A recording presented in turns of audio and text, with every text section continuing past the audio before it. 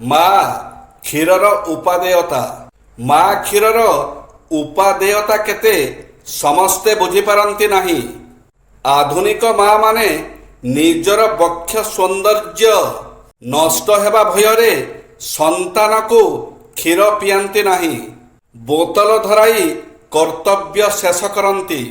ଏଭଳି ପିଲାମାନେ ସୁସ୍ଥ, ସୁନ୍ଦର, ବଳିଷ୍ଠ ହୁଅନ୍ତି ନାହିଁ। ମାର ପ୍ରଥମ କଷ କ୍ଷୀର ଶିଶୁ ପାଇଁ ଉପାଦେୟ। ଏହା ଖାଇଲେ ଶିଶୁର ରୋଗ ପ୍ରତିରୋଧକ ଶକ୍ତି ବୃଦ୍ଧି ପାଏ, ଝାଡ଼ା ସଫା ହୁଏ, ଶିଶୁ ପେଟରେ ରହିଯାଇଥିବା ଲାଳ ଆଦି ବାହାରିଯାଏ। ମା କ୍ଷୀର ହଜମ ଶକ୍ତି ବଢ଼ାଏ, ଶିଶୁର ମାନସିକ ବିକାଶ ଘଟେ, ପେଟ କାମୁଡ଼େ ନାହିଁ। ମା କ୍ଷୀର ଖାଉଥିବା ପିଲା ସୁସ୍ଥ, ସୁନ୍ଦର ହୁଏ, ବାତ୍ସଲ୍ୟ ସମ୍ପର୍କ ବୃଦ୍ଧି ପାଏ, ଗର୍ଭାଶୟ ସଂକୁଚିତ ହୁଏ।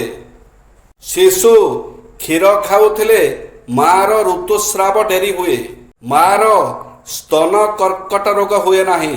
ମା କ୍ଷୀରରେ ଭିଟାମିନ୍ କ, ଖ ଥାଏ। ଦେବୀ ହୁଅନ୍ତି ରଜୋବତୀ। କନ୍ୟା ପ୍ରଥମ କରି ରଜସ୍ୱଳା ହେଲେ ଘରେ ଉତ୍ସବ ହୁଏ।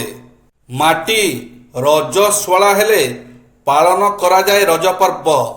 ଦେବୀ ରଜସ୍ୱଳା ହେଲେ ପୀଠରେ ବିଭିନ୍ନ ବିଧି ପାଳନ ଦେଖିବାକୁ ମିଳେ।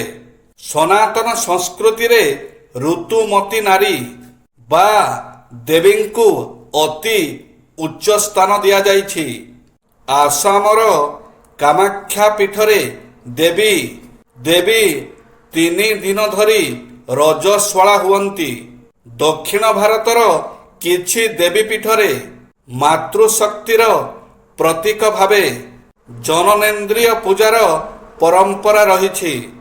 ଆମ ଓଡ଼ିଶାର ବାଲିହରଚଣ୍ଡୀ ପୀଠରେ ମଧ୍ୟ ଦେବୀ ରଜସ୍ୱଳା ହୁଅନ୍ତି। ଏହା ବ୍ୟତୀତ ଋଷି ପଞ୍ଚମୀ ବ୍ରତ ମଧ୍ୟ ଋତୁସ୍ରାବଜନିତ ଶୁଦ୍ଧତା ଓ ନିୟମ ସହିତ ଗଭୀର ଭାବେ ଜଡ଼ିତ। ଓଡ଼ିଶାର ଗଣପର୍ବ ରଜ କେବଳ ଏକ ଆନନ୍ଦର ଉତ୍ସବ ନୁହେଁ, ଏହା ପୃଥିବୀ ମାତାଙ୍କ ମାସିକ ଧର୍ମ ପାଳନକୁ ନେଇ ଏକ ସୁନ୍ଦର ପରିକଳ୍ପନା। ରଜ 3 ଦିନ ଧରିତ୍ରୀ ମାତା ବିଶ୍ରାମ ନିଅନ୍ତି।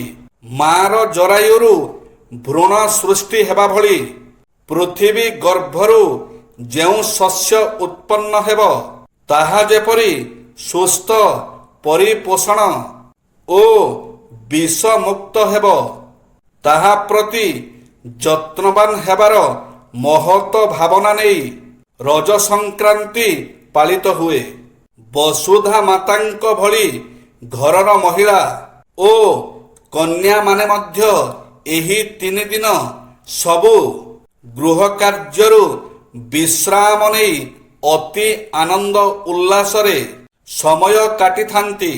ଯେଉଁଦିନ ଜଣେ କନ୍ୟା ପ୍ରଥମେ ଋତୁମତୀ ହୋଇ ଗୃହ ଯୋଗ୍ୟ ଓ ବିବାହ ଯୋଗ୍ୟ ହୁଏ, ସେଦିନ ମଧ୍ୟ ସମାଜରେ ଉତ୍ସବ କରାଯାଏ। ହାପି ରଜ।